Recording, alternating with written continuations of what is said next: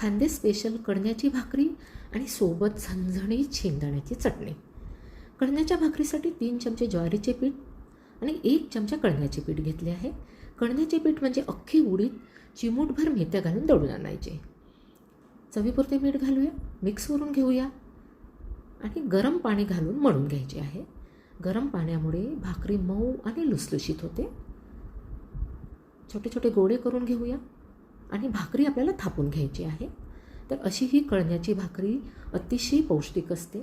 त्यामध्ये भरपूर प्रमाणात प्रथिने, फायबर, मॅग्नेशियम आणि कॅल्शियम असल्यामुळे हाडांच्या आणि हृदयाच्या आरोग्यासाठी फायदेशीर. तर कणण्याची भाकरी खाल्ल्यामुळे साखरेची पातळी नियंत्रित राहते. खालच्या बाजूने आपल्याला भाकरी छानपैकी भाजून घ्यायची आहे आणि गॅसच्या फ्लेमवर किंवा तुम्ही तव्यावर सुद्धा भाकरी भाजू शकता. बघा, भाकरी आपली टम फुगली आहे. कणण्याची भाकरी तयार आहे. शेंगदाण्याच्या चटणीच्या रेसिपीकडे वळूया. शेंगदाण्याच्या चटणीसाठी आपल्याला शेंगदाणे खमंग भाजून घ्यायचे आहेत. खमंग भाजल्यामुळे चटणी चविष्ट लागते चवीला. नंतर 5 ते 6 हिरव्या मिरच्या आपण घेतलेल्या आहेत. त्यामध्ये 1 चमचा तेल घालून व्यवस्थित भाजून घ्यायचं. तुम्ही इथे तिखटही मिरच्या घेऊ शकतात आपल्या आवडीनुसार. नंतर मिक्सरच्या भांड्यामध्ये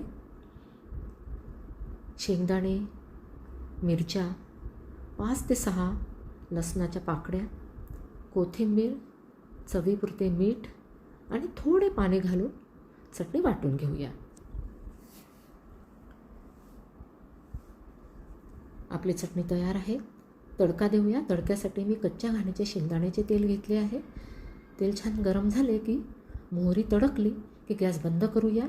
नंतर त्यामध्ये लाल मिरची आणि कढीपत्ता घालूया. नंतर घातल्यामुळे छानपैकी हिरवागार राहतो कढीपत्ता. तर कणण्याची भाकरी सोबत झणझणीत शेंगदाण्याची चटणी, टोमॅटोचे सार किंवा कढी, सफेद कांदा आणि घरी केलेल्या उडदाचा पापड, असा हा खानदेश मेनू तयार आहे. तुम्हाला कसा वाटला कमेंटमध्ये मला नक्की सांगा आणि घरी नक्की करून बघा. भेटूया पुढच्या रेसिपीमध्ये. तोपर्यंत स्वादिष्ट खा आणि आनंदी राहा.